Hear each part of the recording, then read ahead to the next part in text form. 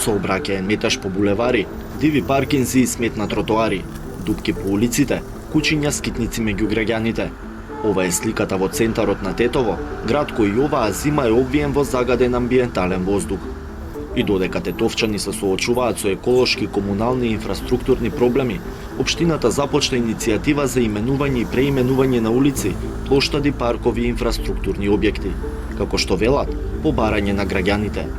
А тие пак имаат различни гледишта и за иницијативата за промена на имиња на улиците, но и за приоритетите што треба да ги има градската власт. Народот не се прашува, политичарите се прашуваат за тоа. Што може да прави народот? Тоа се сепак имиња на револуционери, на наши дејци на Македонија. Не може тоа преку ноќ да се менува така.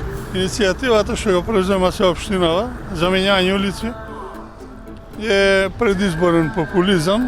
А ако нешто презема, и ако сакаа да направи нешто, може би подобро е да ги санира ударните дупки на улиците, наместо да ги преименува улиците.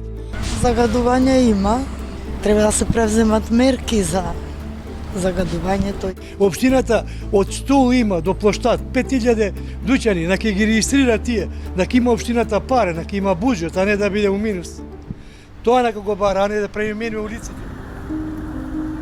И пред 18 години, општина Тетово, тогаш предводена од градоначалникот Хазби Лика, започна процес на преименување на улици во градот. Тетовските советници едногласно гласаа за, но владата не даде зелено светло. И така настана разногласие во именувањето на тетовските улици помеѓу општината и владата. Таков пример е булеварот Маршал Тито, кој општината го именува како Илирија.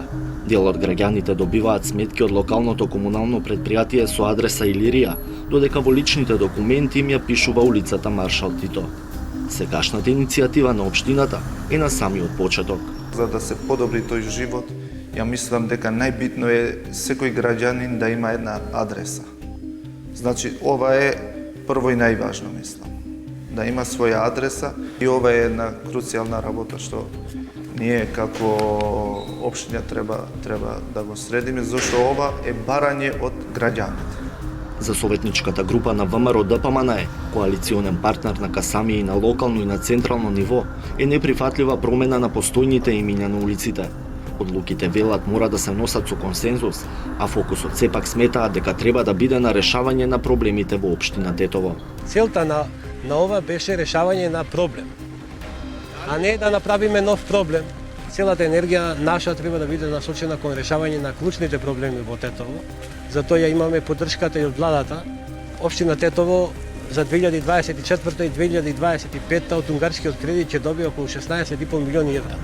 Иницијативата за промена на имињата на улиците ја потегна градоначалникот Билал Касами. Причината е дека државата до 90-тите години била под Југославија и имала комунистички систем во кој се славеле други херои и тоа е причина за промена на имињата на дел од улиците. На тоа реагираа и од Општинскиот сојуз на борци. Во август месец минатата година доставивме едно такво писмо до него и го замоливме да не го чепка минатото, затоа што корените на македонскиот народ, на државата, асломските корени не смеат да се померат од оваа држава. Ако го нема Аслом, го нема ни македонскиот народ.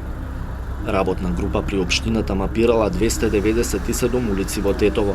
Утврдено е дека од сите улици, 81 имаат веќе бројки, додека 216 остануваат кои имаат бројки или немаат име, а треба да добијат.